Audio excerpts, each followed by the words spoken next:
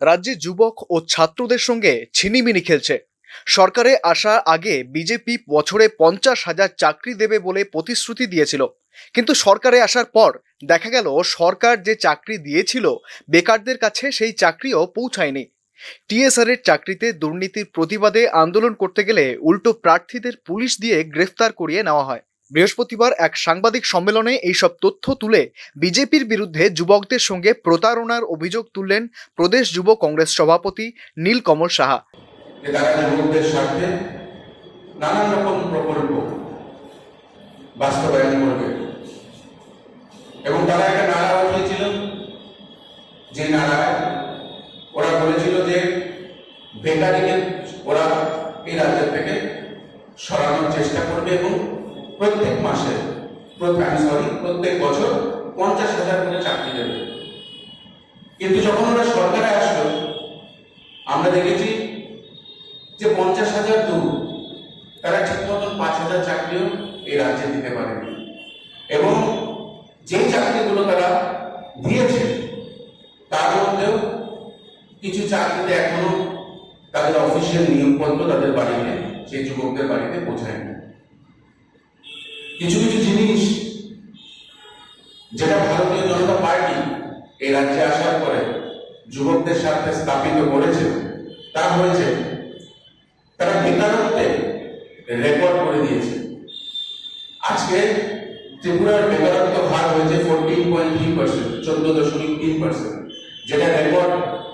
এত বেকারত্ব ত্রিপুরা রাজ্যে কখনো ছিল না এবং তারা মাইকে বড় বড় কথা বলছে যে প্রত্যেক ঘরে বলে তারা চাকরি দিয়েছে।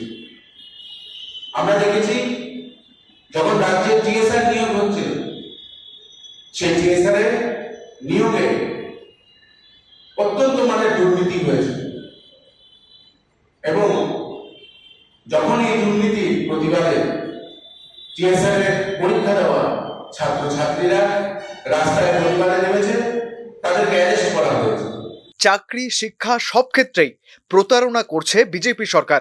বিদ্যাজ্যোতি প্রকল্পের নামে বিনামূল্যে বিদ্যালয়ে শিক্ষা বন্ধ করে দিয়েছে বিজেপি। স্কুল ফির চাপে 25 থেকে 30% ছাত্রছাত্রীরা পড়াশুনো ছেড়ে দিতে বাধ্য হচ্ছে। স্কুলকে প্রাইভেটাইজেশন করে দেওয়া হয়েছে। এই ভারতীয় জনতা পার্টি বিদ্যাজ্যোতির একটা প্রকল্প নিয়ে এসেছে, যেখানে মাসে 1,000 টাকা করে স্কুল পড়ুয়া স্টুডেন্টদেরকে ফিস হিসাবে দিতে হবে, যেখানে আগে ক্লাস 1 থেকে ক্লাস 8 পর্যন্ত ফ্রিতে পড়াশোনা করানো হতো। শিক্ষা হচ্ছে আমাদের মৌলিক অধিকার এবং এই পয়সা নিয়ে ফিস দিয়ে যখন বিদ্যাজ্যোতি প্রকল্পের আন্ডারে স্কুলগুলোকে নেওয়া হয়েছে, আমরা দেখেছি প্রত্যেকটি স্কুল থেকে নিয়ার 25 থেকে 30% স্টুডেন্ট বেরিয়ে গেছে, কারণ সবার পক্ষে এই বেতন দিয়ে নিজের ছেলেমেয়েদেরকে পড়ানোটা সম্ভব হয়ে দাঁড়াচ্ছে না। আমার কথা হয়েছে যে তার সাথে এই স্টুডেন্টদের এবং এই যুবকদের জীবনকে নিয়ে ছিনিমিনি খেলা হচ্ছে। এই অবস্থায় দলে যুবকদের না পেয়ে কংগ্রেস সহ অন্যান্য দল থেকে ছেলে মেয়েদের তুলে নিয়ে নিজেদের দলের পতাকা ধরিয়ে দিচ্ছে বিজেপি। এইসবের প্রতিবাদে ইন্ডিয়া জোট প্রার্থীদের ভোট আহ্বান করে যুব কংগ্রেস।